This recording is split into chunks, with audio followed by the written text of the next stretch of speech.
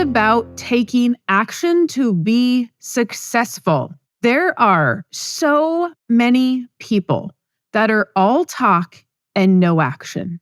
Oh, I want to do this. I want to start that for a business. Oh, I would love to read your book. Oh, I wish I could do that. Oh my gosh, holy cow.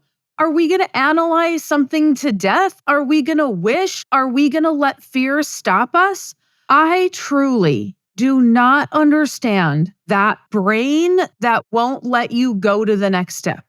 I try very, very hard to be understanding. But when I see an opportunity, I take it.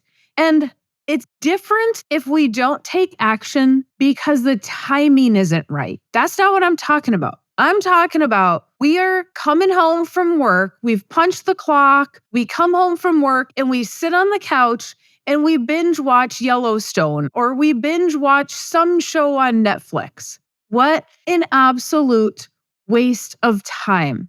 Never again will I get into a show to the point that it will determine what I do for 24 hours and maybe a week or two. It's on your mind constantly. Could we take that time of everything that's on our mind and make it productive so that we could get out of where we're at? Now, if you are completely happy with where you're at, then just keep doing what you're doing. But if you want to get to the next level and you want to make more money, or you want to be a business owner, or you want to have your bank created and you want to have your life insurance policy, but we don't know how to get there, that means we're going to have to get out of our comfort zone and we're going to have to take action. We may even have to take a little bit of risk. Why aren't we getting started? If you're sitting there listening to this podcast and all you ever do is listen to podcasts and say, oh, I wish, oh, someday I'm going to.